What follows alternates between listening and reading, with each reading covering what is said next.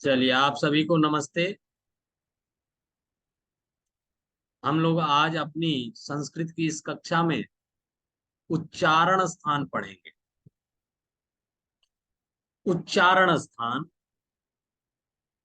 ऐसा स्थान जहां से हम वर्णों का उच्चारण करते हैं। कुछ भी जो हम बोलते हैं वो सभी वर्ण किन्हीं न किन्हीं स्थान से ही उच्चरित होते हैं। तो बोलते समय जिह्वा जिन स्थानों को छूने का प्रयास करती है, बोलते समय हवा का प्रेशर जिन स्थानों से टकरा करके हवा निकलती है, उनको हम उन वर्णों का उच्चारण स्थान कहते हैं। बोलते समय आप कुछ भी बोल के देखिए तो हवा कहीं ना कहीं टकरा करके ही मुख के बाहर आती है। तो मुख के वे भाग जिनका प्रयोग वर्णों के उच्चारण हेतु किया जाता है, या वर्णों का उच्चारण करते समय जिह्वा मुख के अंदर जिन भागों को स्पर्श करती है, या वायु मुख के अंदर जिन भागों से टकरा करके बाहर आती है, वे ही वर्णों के उच्चारण स्थान पर। बोलते समय हवा जिन भाग से टकरा करके, जिस स्थान से टकरा करके बाहर आएगी उस वर्ण को बोलते समय, तो वही उसका उच्चारण स्थान होता है। वही क्या होता है? उच्चारण स्थान। जैसे कोई जन्म लेता है या कोई कहीं भी आता है तो लोग कहते हैं ना, कहाँ से आए हैं, इनका जन्म स्थान क्या है, तो जहां जन्म लिए। तो ऐसे ही जब हम किसी भी वर्ण को बोल रहे हैं तो बोलते समय जिह्वा जिस भाग को वो स्पर्श करती है, या बोलते समय हवा जिस स्थान से टकरा करके बाहर निकलती है, उसे हम उस वर्ण का उच्चारण स्थान मानते हैं। मुख्य वे भाग जिनका प्रयोग वर्णों के उच्चारण हेतु किया जाता है। मुख का वह भाग जिनका प्रयोग हम क्या करते हैं? उच्चारण हेतु करते हैं। या उच्चारण करते समय जिह्वा मुख के अंदर जिन भागों को स्पर्श करती है, वह उसका उच्चारण स्थान होता है। या वायु मुख के बाहर आने से पहले अंदर में जिन भाग से, जिस भाग से टकरा करके बाहर निकलती है, उसे उच्चारण स्थान कहते हैं। ऐसे स्थान 9 होते हैं। 9 ऐसे प्लेसेस हैं मुख के अंदर जहां से कि जिह्वा क्या करती है? टकराती है, या हवा का प्रेशर वहां पर ज्यादा पड़ता है, दबाव पड़ता है। तो ऐसे 9 स्थान है। वो 9 प्लेसेस आपको नोट भी कर लेना चाहिए। वो है कंठ, तालु, मूर्धा, दंत, ओष्ठ, नासिका, कंठ तालु, कंठोष्ठ और दंतोष्ठ है। यहाँ पर देखिए वो 9 आपको दिखाई देंगे।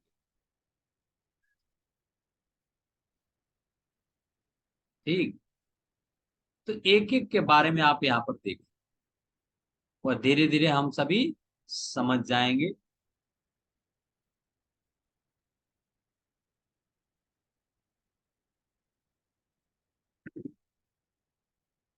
कह रहे हैं उच्चारण स्थान, ऐसे 9 स्थान हैं।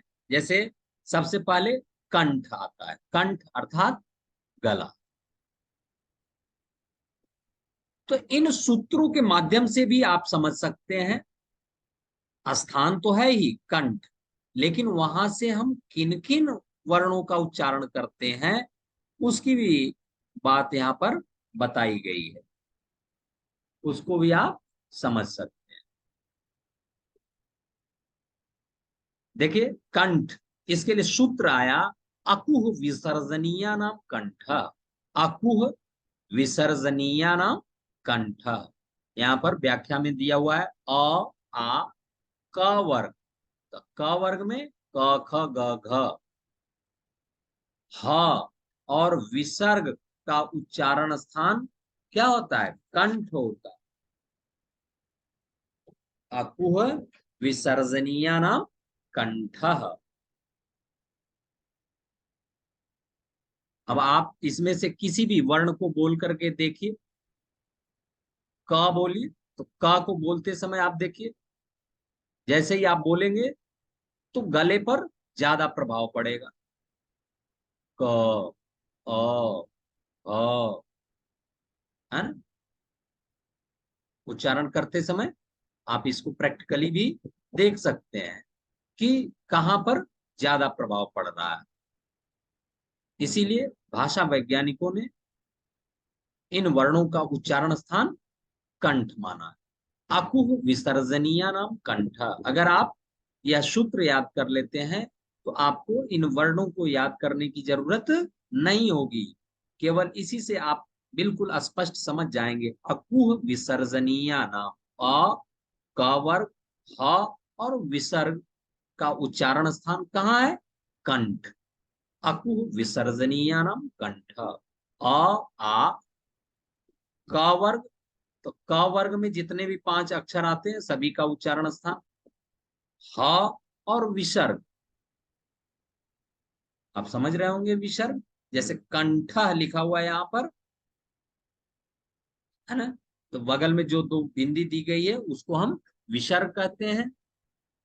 तो इसका उच्चारण स्थान भी कंठ ही होता है। अकुह विसर्जनीय नाम कंठ। अब देखिए तालव्य। तालु से किसका उच्चारण स्थान? तालु जिह्वा के जस्ट ऊपर वाला भाग, तालु। इचु यशानाम तालु। इचु यशानाम तालु। तो यहाँ व्याख्या में देखिए लिखा हुआ है ई बड़ी ई च वर्ग य और श का उच्चारण स्थान तालव्य होता है। आप तालव्य श भी बोलते हैं। श स श 3 प्रकार के स होते हैं ना। तो सबसे बड़े वाले को कुछ लोग बड़ा सा कहते हैं, कुछ लोग तालव्य श कहते हैं। उसका व्याकरणीय नाम क्या है? तालव्य श। तो यहाँ पर देखिए छोटी बड़ी च वर्ग और च वर्ग में जितने भी वर्ण आते हैं सभी को य और श, इनका उच्चारण स्थान क्या है? तालव्य। तालव्य अर्थात जिह्वा के जस्ट ऊपर वाला भाग जो हल्का सा ऊपर की तरफ उठा हुआ है, इसको हम तालु कहते हैं। तो तालव्य स्थान का नाम हो गया तालव्य। लेकिन सूत्र बता रहा है इचु यशा नाम तालु। इचु यशा नाम तालु। ई च वर्ग य और श का उच्चारण स्थान क्या है? तालु। सूत्र से ही पता चल जा रहा है उच्चारण स्थान क्या है। इचु यशा नाम तालु, है ना? इचु यशा नाम तालु। आप आप यहां भी कोई भी वर्ण बोल करके देखिए। ई जैसे ही बोल रहे हैं तो जिह्वा का मध्य भाग ऊपर की तरफ जा रहा है। च च बोल रहे हैं तो जिह्वा का मध्य भाग बिल्कुल तालु को जाकर के टच कर दे रहा है। च छ ज झ य, है ना? य जैसे ही आप बोल रहे हैं तो जिह्वा का मध्य भाग ऊपर की ओर उठ रहा है। श, तो अब इस सा का उचित जो उच्चारण होगा वह करने के लिए आपको जिह्वा को क्या करना होगा? तालु की तरफ ले जाना होगा। अगर आप वहां ले जाकर के नहीं बोलेंगे तो वह तालव्य श का उच्चारण नहीं। इसीलिए आपको बताया जा रहा है कि किस वर्ण का कहां पर उच्चारण स्थान है। यदि हम वहां पर बल लगा करके बोलेंगे तो हमारे द्वारा बोला गया सभी वर्ण क्या होंगे? शुद्ध उच्चरित होंगे। तो यहाँ पर तालु से उच्चरित होने वाले वर्ण है छोटी बड़ी च वर्ग य और श, ये सभी क्या है, तालु से उच्चरित होने वाले वर्ण है। उसके लिए सूत्र है इचु यशानम तालु। अब देखो मूर्धन्य, मूर्धन्य थोड़ा सा जिह्वा मुड़ जाएगी, थोड़ी सी जिह्वा आगे से क्या हो जाएगी, मुड़ जाएगी। तो इसके लिए सूत्र आया ऋतु रसाणाम मूर्धा, ऋतु रसाणाम मूर्धा, ऋतु रसाणाम मूर्धा, है ना। ऋतु रसाणाम मूर्धा, जिह्वा के ऊपर से दांत के साथ वाले खुरदरे भाग को मूर्धा को स्पर्श करती है। जैसे री बोलिए, देखिए दांत से जस्ट ऊपर हल्का सा थोड़ा सा खुरदुरा टाइप का है ना, तो जिह्वा जाकर के उस भाग को स्पर्श करती है। री, ट, ट भी बोल रहे हैं तो तुरंत जिह्वा एकदम उस स्थान पे पहुंच जा रही है ना। तो री, ट, र और श, उस श को बोलने के लिए भी जिह्वा को वहीं ले जाना होगा, तभी उस मूर्धन्य श का भी उच्चारण हो पाएगा। आपको बताया गया श तीन प्रकार के होते हैं, तालव्य श, मूर्धन्य श और दंत श। ठीक है, ये भी क्रम से आ रहे हैं, देखिए तालु मूर्धन्य, इसके बाद दंत आएगा। तो मूर्धन्य ऋतु रसाणाम मूर्धा, ऋतु रसाणाम मूर्धा, री, ट वर्ग, र और श, ये सभी क्या है, मूर्धा के उच्चारण स्थान है, मूर्धा से उच्चरित होने वाले क्या है।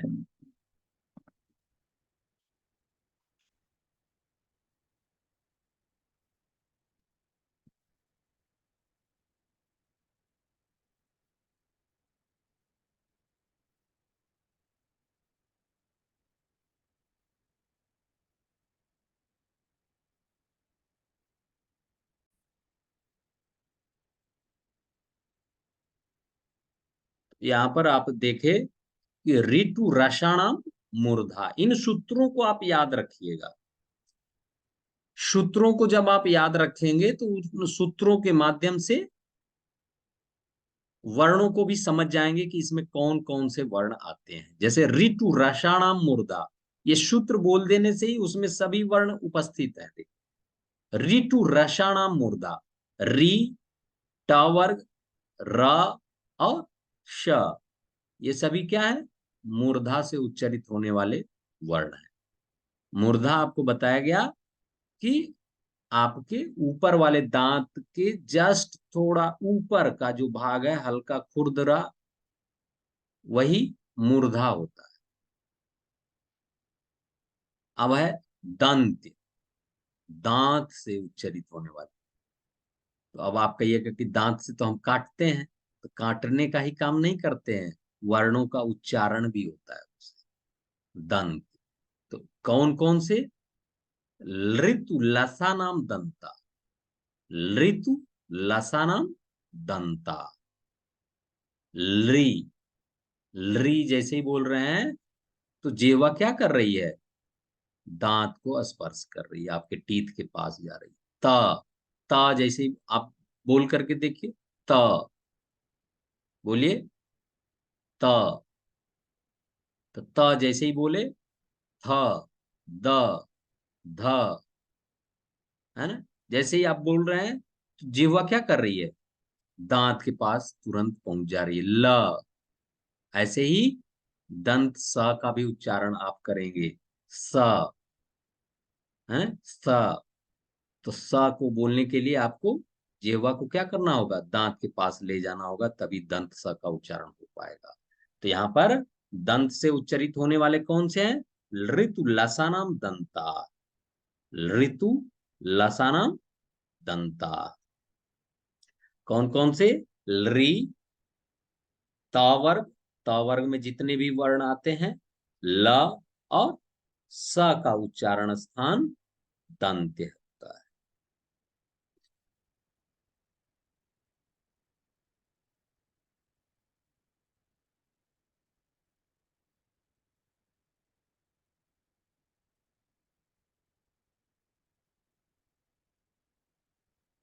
और अब आया ओष्ठ। ओष्ठ। अब ओठ से कौन कौन से वर्णों का उच्चारण होता है? उपद मानिया नाम ओष्ठौ। उपद मानिया नाम ओष्ठौ।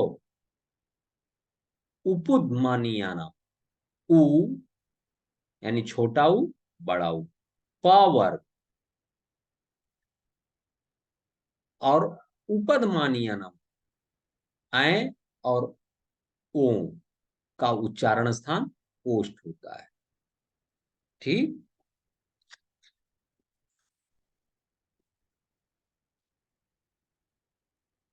छोटा ऊ, बड़ा ऊ, प वर्ग और उपद मानिया नाम।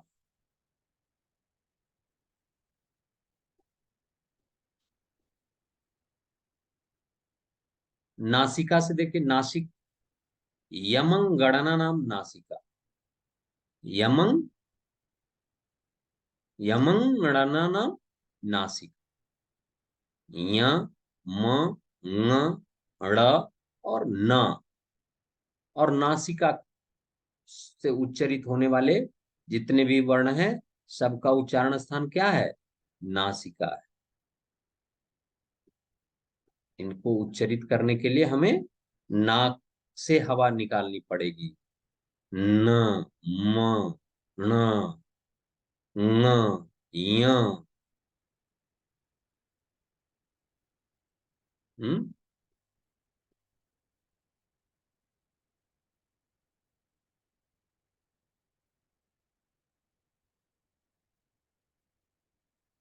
कह रहे हैं कि इसके अतिरिक्त अरबी फारसी में प्रयुक्त क, ख, ग वर्णों को जिह्वा मूली कहा जाता है।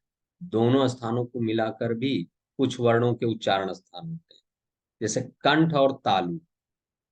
इदयतो कंठ तालु।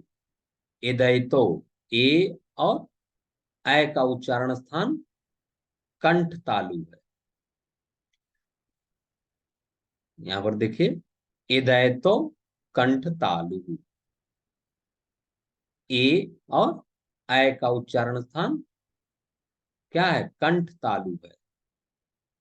ए, ऐ। तो जैसे ही बोल रहे हैं तो आपको गले पे भी प्रभाव पड़ रहा है और जिह्वा तालु की तरफ भी बढ़ रही है। इसीलिए इदय तो कंठ तालु बोले। दंतोष्ठ। दंतोष्ठ। दंत और ओष्ठ। इसके लिए वकारस्य दंतोष्ठ सूत्र है। वकारस्य दंतोष्ठम। व का उच्चारण स्थान दंतोष्ठ होता है। व। व। जैसे ही आप बोल रहे हैं व, तो इसके लिए जिह्वा क्या कर रही है? ओठ के पास भी जा रही है और दांत के पास भी जा रही है, इसलिए वकारस्य दंतोष्ठम। व का उच्चारण स्थान दंतोष्ठ होता है। ऐसे ही कंठोष्ठ। कंठ और ओष्ठ। उदौतो कंठोष्ठम। उदौतो। उदौतो कंठोष्ठम। ओ तथा औ का उच्चारण स्थान कंठोष्ठ होता है। कंठ और ओष्ठ।